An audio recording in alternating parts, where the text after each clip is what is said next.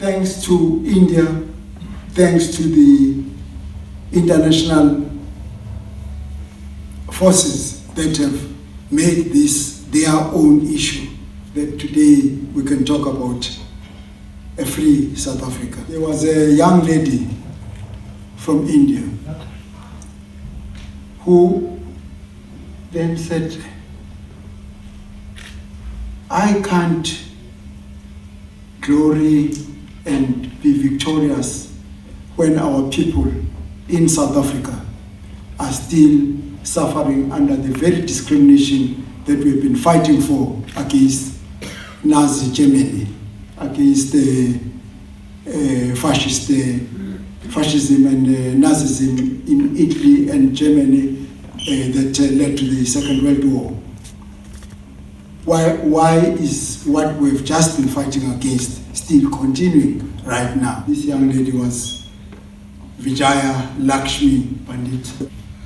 But that was the beginning of the international struggle against apartheid. Because of the example and the steadfastness of Mandela, Sisulu, Govan Mbeki, and all others, we were quite not afraid, because we said, well, if they've gone through that, we should go there. We should be able to enjoy that ourselves. And the talk after 1976 was largely released Nelson Mandela, such that many people, young people, thought that his first name, the first name of President Mandela is release. Might sound a very easy statement to make, but when you say you value more the freedom of the rest of other people than your freedom, you mean you are going to remain in a cell that had walls more or less like stone, like this one, very small. You move up and down in this small cell. You wake up, your breakfast is at 5:30 in the morning, 5:30 to 6:30, soft porridge, and that's it. And some teaspoon of sugar that would sink and you won't even see it because the porridge would be very wet. And that's it, that's your breakfast. And at 10 o'clock, it's your lunch. Then at between 12 and 1:30, it's your supper. And when they say good night, the sun is right up there, they say good night, and that's it, and then until the following morning. The first thing that I wanted to see when I was released on 27 June 1987, what I longed to see was to see the stars. I had not seen the stars for 10 years.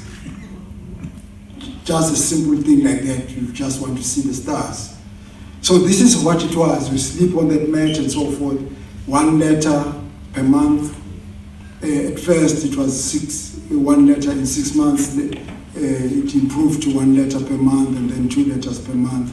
So it was that sort of thing where Mandela had to choose his own freedom when they said, we can release you right now, but promise, give us an undertaking, even if you are not telling the truth, so that we can save face that we have not lost.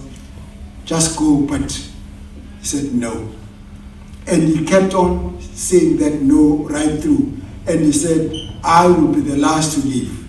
That's why even when the release came, started with Govan Mbeki, Walter Sisulu, and others before, and he said he would be the last to leave because they will release him and then shut afterwards, so that he's a sellout out there who has left his comrades inside prison.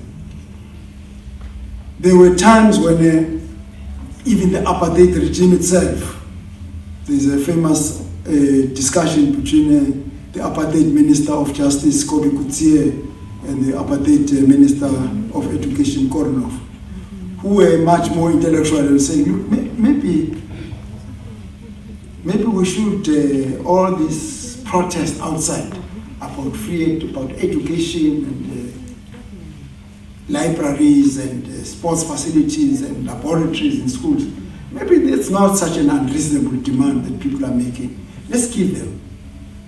And the Prime Minister at that time was Peter Lupo. They said, no. No, but what's wrong with giving school kids, young school kids, library and a laboratory and so forth. Maybe they could keep them busy from protesting. He said no.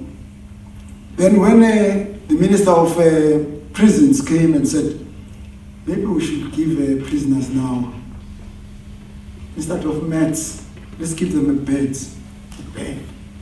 in prison, mattress in prison. Maybe let's even improve the diet. Let's add eggs and chicken. Gosh, chicken in prison. Yes, let's give them. And when they went to Prime Minister Porter, he said yes. Now, Koronov said, look, what is wrong, Prime Minister? I asked for us to give school kids laboratories and proper classrooms and all this. You said no. But when I asked when somebody else, the Minister of Prisons, asked for improvement of prison conditions, you said yes. Why? These are terrorists. And the Porter said, look, I thought you were a doctor, so you must be clever. You think when Mandela is released, he's going to send us to school?